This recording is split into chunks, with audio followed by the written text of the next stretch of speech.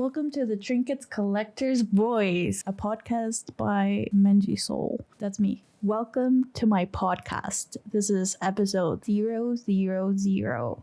Let's dive in. Hi, editing Menji here. At the beginning of this, I didn't know it was going to be a podcast, so I will be mentioning a lot what I'm doing on the video. So if you would like to watch a video, go on YouTube, watch it. Thank you. And I hope you enjoy it. Editing Menji out, continue enjoying the podcast. Today, I'm going to be decorating one of my Jongwoo binders because it was long overdue. I think I moved him into this binder like this year, and I always postponed this because I was like, I don't think I have enough PCs for this. I don't think I have a concept that I like that much. But you know, here we are. I love this concept, and as you can tell, it's just like very me, very bubbly. I describe my aesthetic as very Lisa Frank and stuff. I like it a lot. And if you don't know me that much, or at all, welcome. My name is Menji. I am an architect and I am a content creator also. I stream on Twitch. I upload stuff to Instagram, and now I'm trying out YouTube. And I really like decorating. I really enjoy it. I have a little shop on Instagram, which you can see over here. I'll magically leave you a link over here. I just hope you really enjoyed this video because I don't like ASMR, so that's why I'm actually recording a voiceover and talking to you. I'm also recording this because I like watching YouTube and having something in the background. Somehow someone talking to me and just having, that kind of company just makes me feel a little bit better. So I hope that this video finds you well. Wherever you are, whatever you're doing, I'll just try to yap about stuff I've been liking this year, or probably just all the time because YouTube doesn't know me, you don't know me, so I can talk about a lot of stuff, I guess. I might start with NCT 127.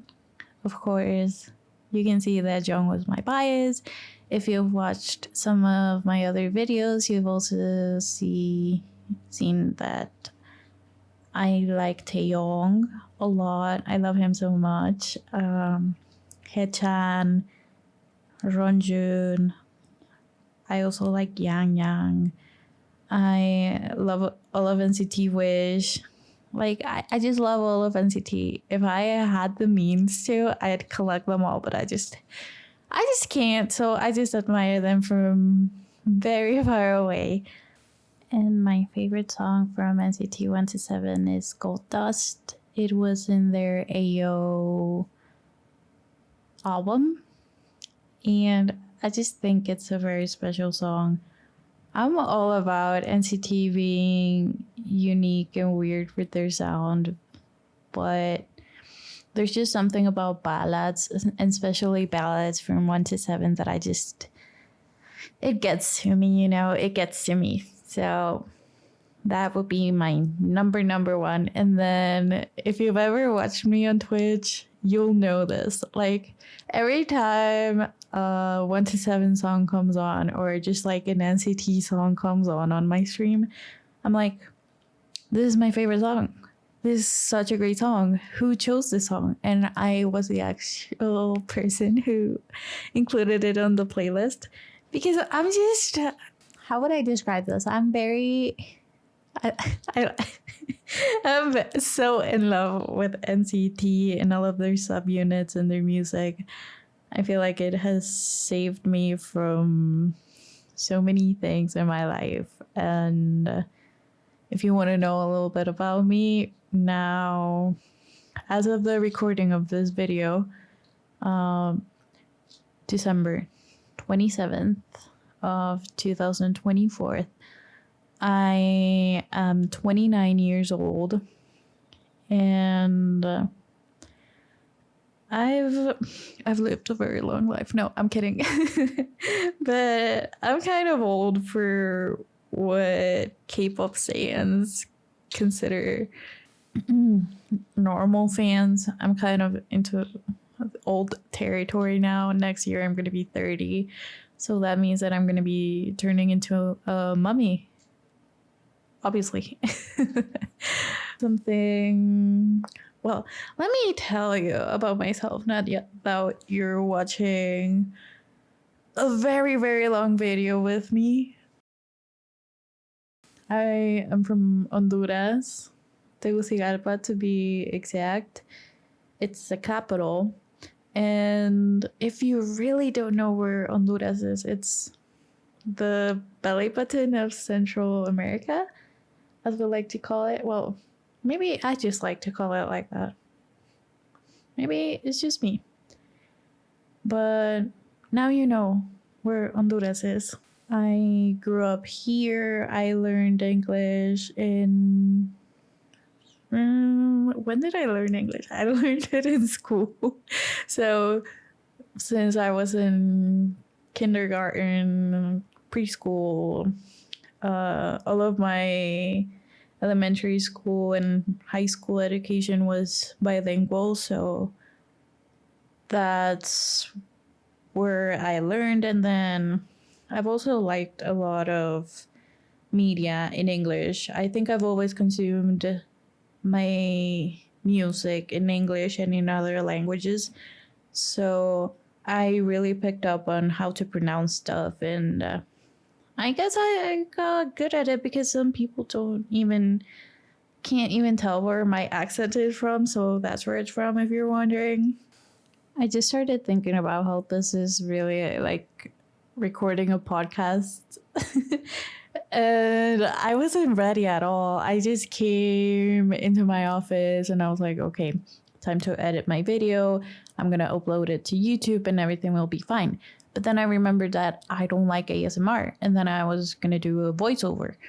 Therefore, I'm here speaking into my microphone and not even knowing what I'm going to talk about next, which is a little bit scary because this video is like an hour long. But here you have me, you know, probably this is going to be a series, probably not. What if it dies off? We'll just have to figure it out. We'll have to figure it out. And if you want to listen to me, you're very welcome to.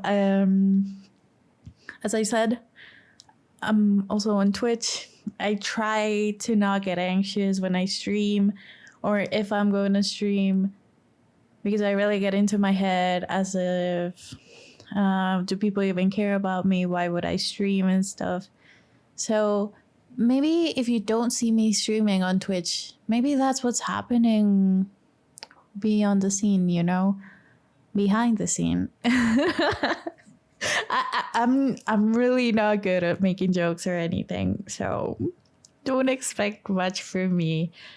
As I said, I finished my elementary school and then I went to college. I went to college in 2012 and it's the community college over here in my city. I studied architecture as a major. I got a bachelor's degree in architecture. So it took me like 5.5 years to get my degree. But really, I graduated in like 6 years' time because of my internship and some strikes that we had going on.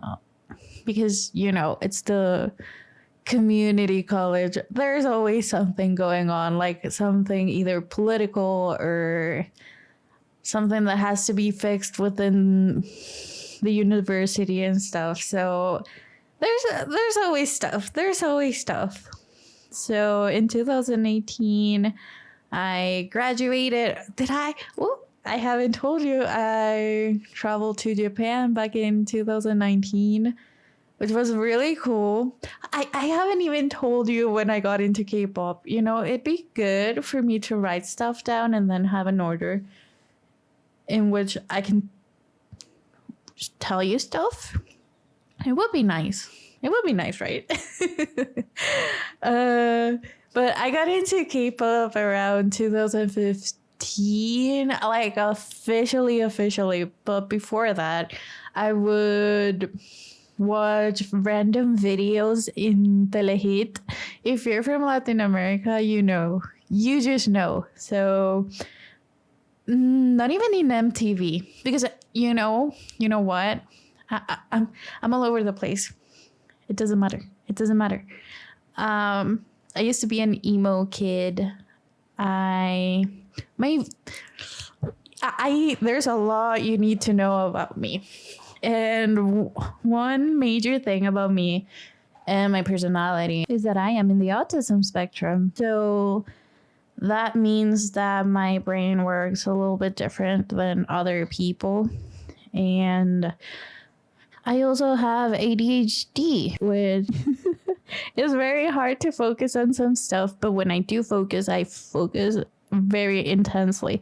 So there's just two different forces coming at me and just dragging me from one side to the other. But with the autism, it just means that I have special interests.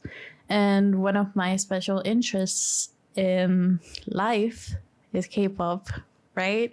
Especially NCT. But before that, when I was growing up as a kid, I didn't tell you this. I got diagnosed this year, 2024. So I lived 29 years of my life without a proper diagnosis, and people just thinking that I was rude, that I was just someone that liked to have things my way just because. And there's a lot of thinking and introspection and just so much I've been thinking about myself this year that it's a little bit overwhelming. And sometimes I think about stuff and it brings a little tear to my eye because I just know that people didn't understand back then, or that I just didn't have the accommodations to properly go through some stuff in my life. It was just a lot harder on me. I feel a lot of stuff. And there's something I saw online last time, which is very true. And I just wanted to share it with you because I don't know who you are. I don't know what you're going through, what your situation is. But if you're struggling with mental health and you can afford to get diagnosed, do it. It's worth it, and it's not easy. It's a very long process, and it's just this phrase that I saw online. It said, when you get a proper diagnosis, everything changes, but nothing changes. And it just hit me so hard because, my life didn't magically change. People didn't start treating me differently, and a lot of stuff didn't happen, but a lot of stuff did happen inside of me. And going to therapy and just learning about all of this stuff, that it's just how my brain works. It's just something very how would I even explain this? Because I don't talk about this much. Probably sometimes on stream, but I don't even get to vocalize this a lot. But it's just a little bit hard. And if you're going through something similar or not even similar at all, I'm just, you know what? I'm here. You can leave a comment anywhere and just be like, hey, I'm going through this. I can't understand. And I'll just be like, you know what? Digital high five. Because it's hard. Whatever you're going through, it's hard.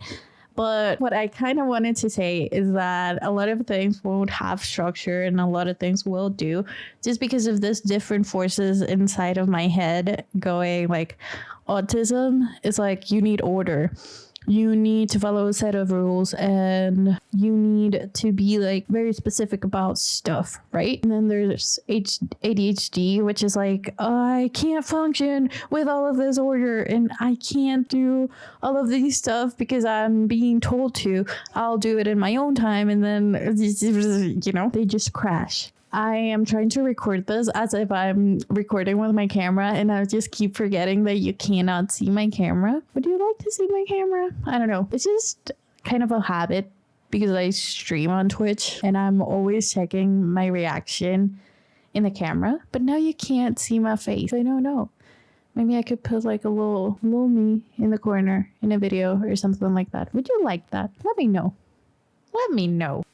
It would be really nice. I think. But yes, apart from that, one of the things that I wanted to tell you is that my special interests in life have been a little bit changing, but they're like along the same route, maybe. I remember as a kid, an undiagnosed autistic kid, I would have my collections, right? And this one, I remember very, very, very... What would be the word in English? Oh, did I mention that my mother tongue is Spanish? I must have mentioned that somewhere. Right. Or was I silly and I didn't? Well, no. We will know. But I used to collect spoons. Yes, spoons. And nobody knew.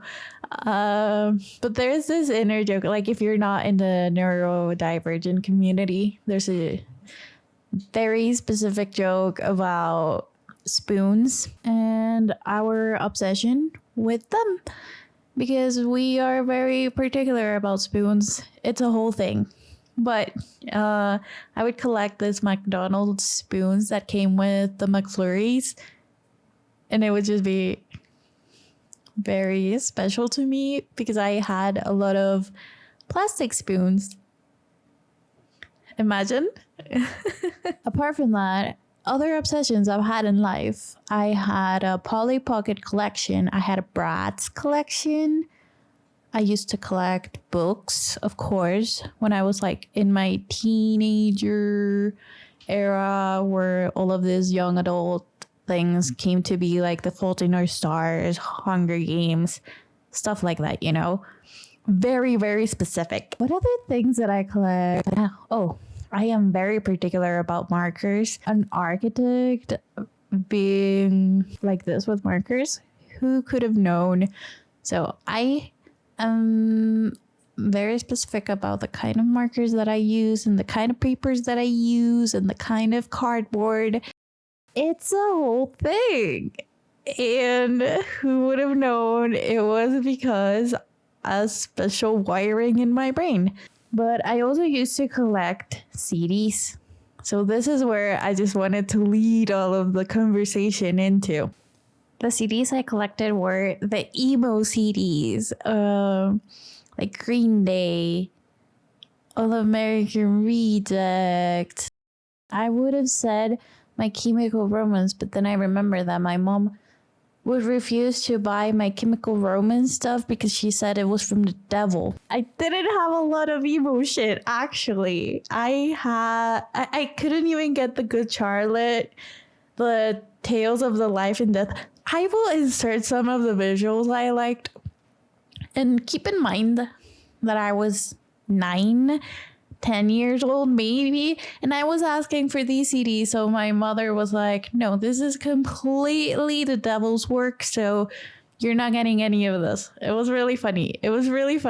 And before that, I used to watch telenovelas. I don't know if anyone here used to watch telenovelas, but I would religiously watch them when I got home from school and stuff. And one of the ones I really liked was called Cómplices al Rescate, and they had a CD, and that was my first CD ever. And then I started growing a little collection, and my aunt got me this, what's it called in English? A tape. It's not a tape recorder, a CD player, but it has a tape, the CD, and you can play radio on it. I don't know, whatever that is called. let me know, because I'm going wild trying to remember this in like a couple seconds. But I don't know. I got that. And I would play my CDs and I would just look through the booklets. So can you relate any of this to a K-pop love and addiction to albums? Probably. I don't know. But go forward some years. And then it was 2011. And in Telehit, they would put these videos. And I know it was infinite. And they would just be dancing. And then there's these guys just dancing. And I'm just, wow, they are really in sync. And it really woke something in my brain, but I didn't know at the time. I didn't know. I didn't know K-pop that much because I was very into Jonas Brothers. No, I'm getting my timelines wrong. I really would benefit from writing stuff down.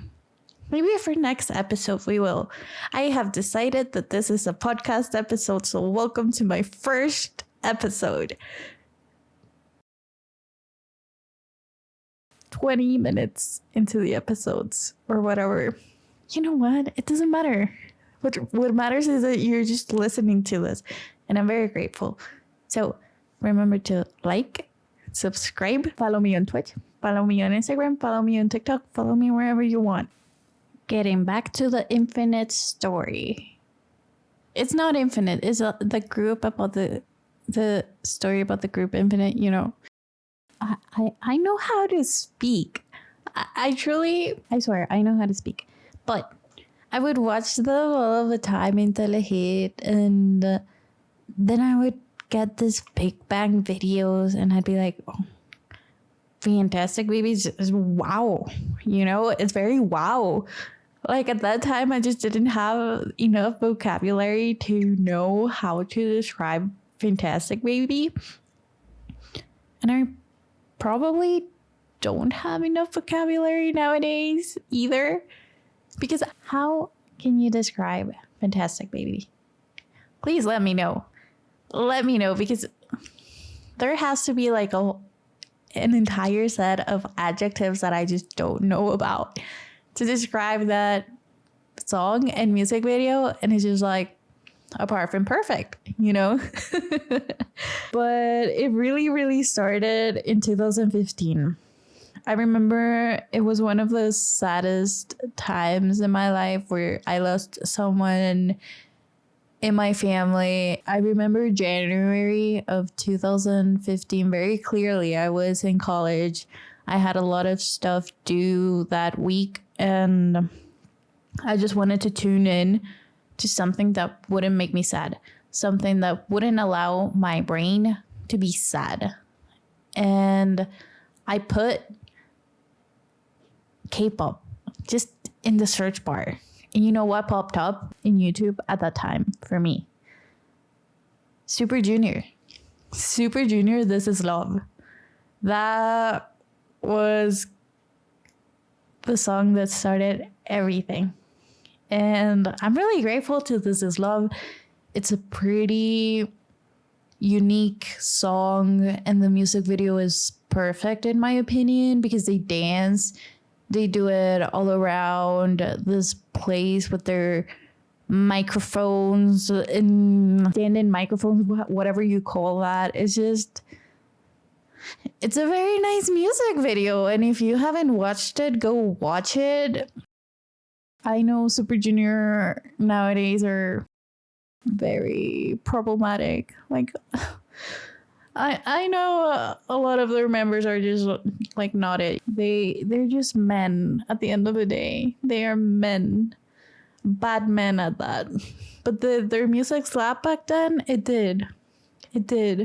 So I would start with Super Junior, This Is Love, then go into some of these things I've never ever pronounced in my entire life. So I'm sorry. Well, I'm not even sorry if I pronounce them incorrectly because I am bilingual. So I know 2 languages. So deal with that. What? It would be the song Evanescence. that would be the continuation to This Is Love. And I remember even trying to learn the lyrics, writing it down. So, you just know what hyperfixation was like being born. Let's say it was being born. And with time, I don't know what happened, how I got there, but it's just like the YouTube algorithm. I got to 17's Adore You, their debut. I cannot tell you how much I love this song. It's one of my favorite 17 songs to this day. If I told you that I couldn't be sad with Super Junior This Is Love, then I would always be happy with 17's Adore You, because it's just really a great song. It's very energetic. It's very bubbly. It's everything I think about when you just say 17. It's just happy. Like music that makes me, that they just recorded it with a smile on their face, and then you watch the choreography, performances, and you watch all of this stuff regarding 17, and it's just like, I am in. I remember there was this person I used to date back in college, and they didn't even know about K-pop. And I'd be just like, look at this group. It's called 17. And I would just show them the dance practice and stuff, and they'd be like, well, this is something. And I'd be like, yeah.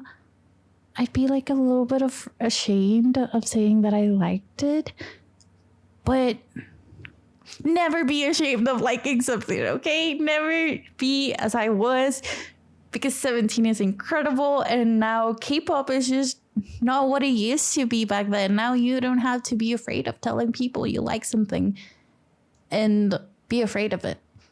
Well, maybe some people are. Maybe just now I'm just not afraid, as a person. I don't know. I'd have to think about that. Maybe let's think about that for a second.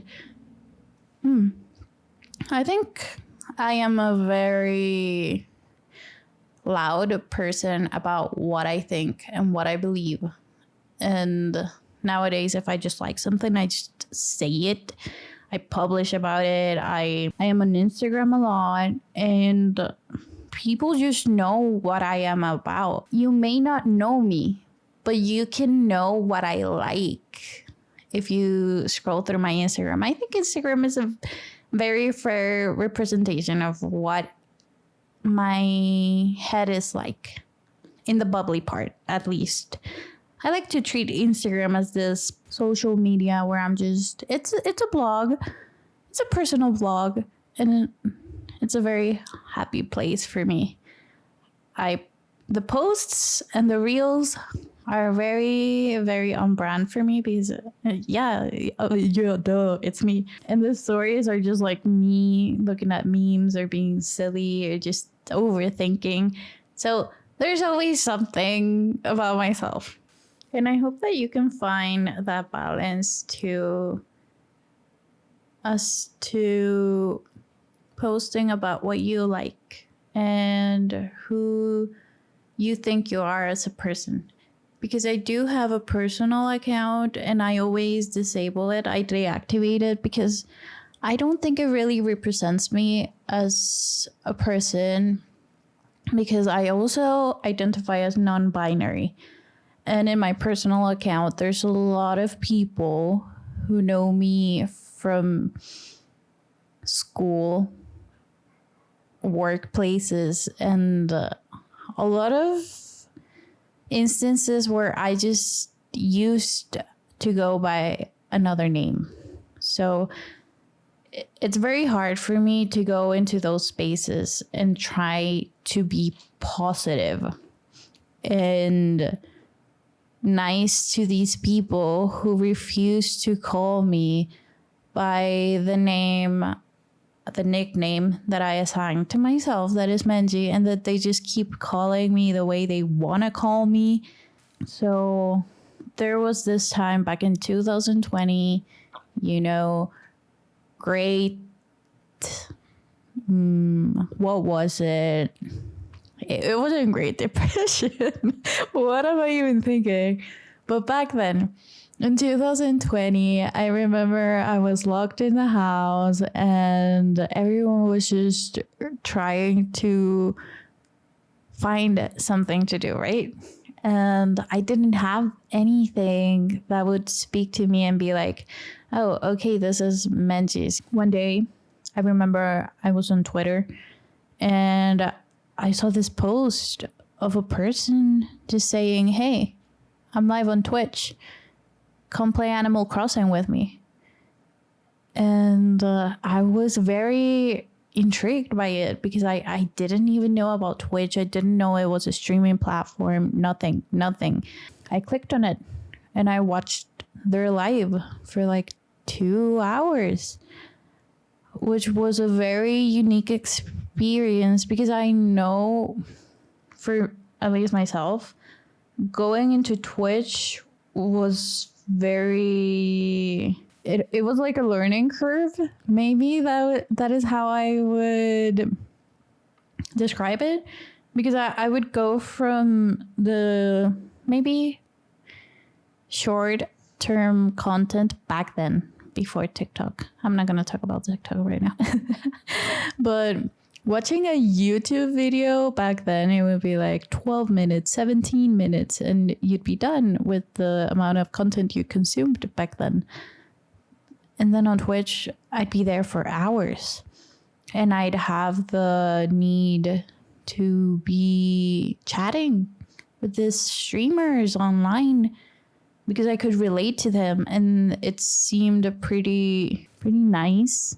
And I go back to their YouTube channels because they would have their edited versions of their VODs, which if you're not into Twitch, VOD is a video on demand. I don't even know what it is. I would just call it VODs, okay? That were videos they just stay on your channel for 30 to 60 days and you can watch them. But of course, if you download them and edit them and upload them to YouTube, it's another demographic that you'd be able to reach, right? So I was very interested by this. I would be watching Animal Crossing all day. It was YouTube and Twitch. And I got to the point where I was at a very stable job. And I decided to get myself a Switch. So I went out one day and I got a Switch. I remember it was like 2-3 months after Animal Crossing came out because all of the people were playing it and I felt like I was missing out. So I went out and got a Nintendo Switch and I had to get Animal Crossing on it. And I started playing and I started playing with the streamers, which if you don't know, Twitch communities are very tight. And when you're with small streamers, let's say I'm a small streamer on Twitch, you can be a little bit more, this will sound parasocial, but it's just, you really have to be into this like sphere to know about it. You can talk to them a little bit more on their Discords and you can play together and then you'd be like friends, online friends, right? And I would just make all of this friends with people online and it was really nice. So I started trading and doing all of this stuff for Animal Crossing. I would wake up, Animal Crossing would be my everything. It got to a point where I was just like, I also want to share this. And I was kind of sick of, or ashamed. No, I was really ashamed of posting it in my real accounts, you know, like the person account you've had your whole life. I opened other accounts with my Twitch username on Twitter, and I opened another one on TikTok, and I opened another one like everywhere, right? And on Instagram. And I started posting about Animal Crossing. the thing that I liked. And then I started following and conversing with a lot of people with the same interests. And it felt very special finding community online, especially when in 2020 we couldn't go outside. So that felt really nice for me. And at some point I got into this a lot, and I really thought about it, and then I just streamed. One day I thought, if this person can do it on a MacBook on their living room and they are doing fine and they are having fun, I can do it with my gaming laptop and broken headsets and stuff. And yeah, my first streams were really, really, really hard to watch, but there were people who really enjoyed them. And to this date, I've made a lot of friends through having the same interests. And with time, my likes have been evolving. So of course I've met other people, and now I play horror games, which is very, very funny, because it's the Animal Crossing to horror gaming pipeline, they say. All of this to say, you shouldn't be ashamed of posting what you like, because there's always community. And as long as you're not hurting anyone, right? There's community. You can find people to talk about your special interests. There's always people wanting to know your opinion about something. Even if it's one or two people, just do it.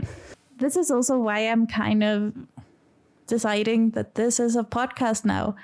And you'll be able to hear this in YouTube, maybe on Spotify. I don't know how this works. I will figure it out. I always figure it out. If you want community, I'm here, and there's a lot of stuff I like, and I think we could share opinions and stuff about it, and you can always watch me decorate my stuff. And I think it's going to be fun. So come along for the ride. Join me in this journey where I tell you about my friends and probably my dating life and collections and a lot of stuff that has happened in my life. There's so much to talk about. Even though I am kind of blanking today, I will kind of promise that for next time, you will get something more organized. And I do have a lot of story times. Dating story times are the worst. Like, they're the worst for me, but they're the best. They're really like entertaining. And then I can just tell you one of them right now. The title of one of them stole my gaming headset. I mean, isn't that just something you'd think about and something you'd be interested in? There's so much I'd like to talk about. I've wanted to have a podcast for a long time now, and I'm very glad that I am finally deciding to do one, and I am finally happy with the format that I would go with, because I really, really, really, really like decorating my stuff. I have a shop. I think I mentioned it before, but if not, just go follow it. It's Mendy Creates on Instagram and on TikTok. And there's so much about me and things I could say. And I think that this is going to be very fun. And I also hope that you've been enjoying the way I'm decorating my binder. If you're watching this on YouTube, can you tell that I love Jungwoo? And that he's my favorite person in the entire world, and that my favorite color is pink? I don't know if I've told you that my favorite color is pink, but it is pink. And I try to make everything I own pink, or try to buy things pink. Everything has to be pink because it just makes me really happy. And at this point in my life, I just want to be content, and it is very hard. So if you have the means to, go to therapy. If you don't have the means to, just work on yourself, watch some meditation videos. I don't know, people say that works. I don't know. I personally don't believe in meditation, but if it works for you, it works for you. Good for you. So thank you for tuning in. This was the first episode, and I still don't know what this is called yet, but okay, editing Menji here. The podcast is called The Trinkets Collector's Voice. It's a tongue twister. Yes, it is. Yes, it is. But I like the name, so we'll stick to it. So I hope you like this and enjoy it, and we're back to the podcast. I guess I'll know some other time. Thank you. Thank you for listening. Thank you for watching. Thank you for being here. Remember to follow me on socials. I am Menji Soul, probably everywhere. I don't have a Twitter anymore. I may go back to it. I don't know. I have a Blue Sky, but it's Menji, MENJISEUL.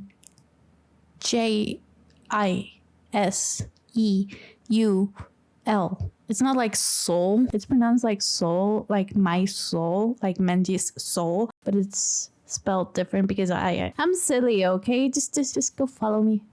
Bye. I love you. See you. Talk to you next time, I guess. Bye.